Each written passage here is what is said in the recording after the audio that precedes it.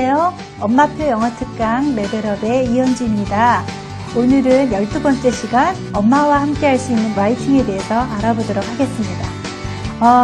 문법도 지난 시간에 그러하였지만요. 라이팅 그러면 너무 부담스럽고 엄마가 해줄 수 있는 영역은 절대 아닌 것 같고 그런 부담이 좀 있으실 거예요.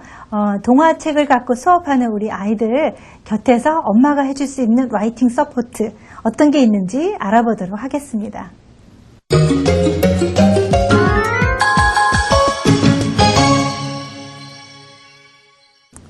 네, 라이팅 하면요. 우선 라이팅에는 어떤 종류가 있지? 하고 이런 생각을 하게 됩니다. 아이들이 북리포트를 쓰고 또 일기를 쓰고 숙제를 해내고 이러는 것들이 기본적으로 라이팅이지만요.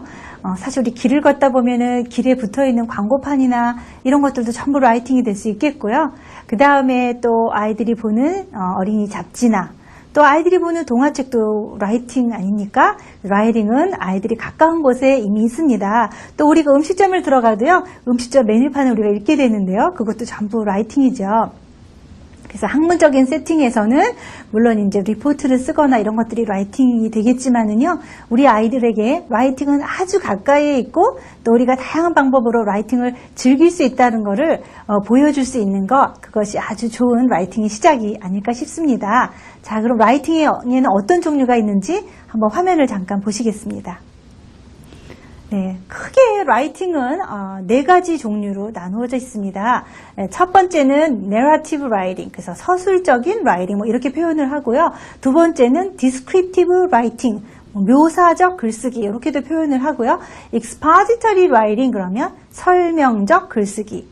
마지막으로 persuasive writing 그러면 설득적 글쓰기 이렇게 표현을 합니다. 그래서 우리 아이들의 가까운 생활로 돌아와서 한번 어떤 것들이 있을지 살펴보면은요. 대부분 영어를 열심히 가르치는 영어 교육기관에서 유치원 아이들도 아주 멋지게 라이팅을 써서 많이 디스플레이를 해놓은 걸 볼 수 있습니다. 그러면 크게 두 가지로 일기 쓰기를 올린 것과 두 번째는 책을 썸머리한 것을 볼 수 있게 됩니다. 그래서 그것을 할 수 있다는 것만으로도 굉장히 많은 라이팅을 하고 있는 건데요. 그렇게 의무감에 의해서 글을 쓰거나 아니면 책을 읽고 독후감을 쓰는 그런 두 가지 형식에 제한된 것보다도 아이들은 데리고 할 수 있는 다양한 라이팅, 재미난 것들이 많이 있습니다. 어떤 게 있을 수 있냐면요. 내러티브 라이팅은 서술적인 라이팅이죠. 그래서 아이들이 할 수 있는 거로 예를 들어본다면 제가 그 라이팅에 대한 강좌 인텐시브하게 한번 했을 때에도 여러분이 그 강의를 들으셨으면 좀 보셨을 텐데요. 제가 애완동물을 예를 들었었습니다.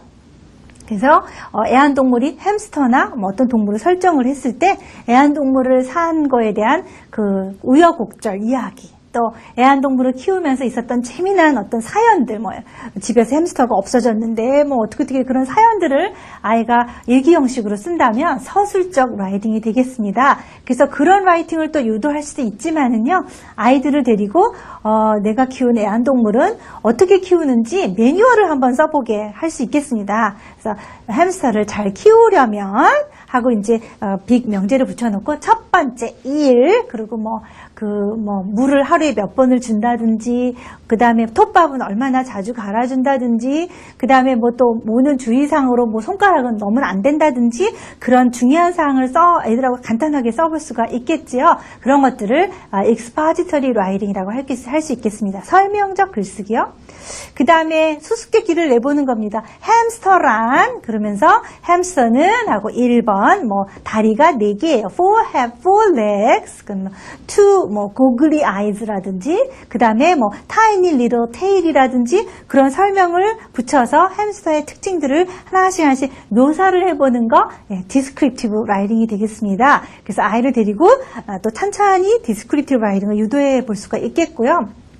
사실 persuasive writing까지는 애들한테 많이 무리가 있는 거지요. 그렇지만 재미삼아서 아이들에게 자기 의견을 나타내는 글을 또 쓸 수가 있겠습니다. I like hamsters because 해서 1번 어째서 좋고 2번 어째서 좋고, 그래서 hamster is the best animal, best pet in the world라든지 마지막에 자기의 의견을 넣어서 엔딩을 해보는 이 프로세스를 집에서도 해볼 수 있다는 거죠. 그래서 이런 것들을 아직은 어리지만 영역별 라이팅을 할 수 있다 이런 거고요. 그러면 영역별 라이팅이 이렇게 다 가능한 거면 그러면 에세이 라이팅도 할 수 있다는 거냐? 또 이렇게 질문할 수가 있겠는데요.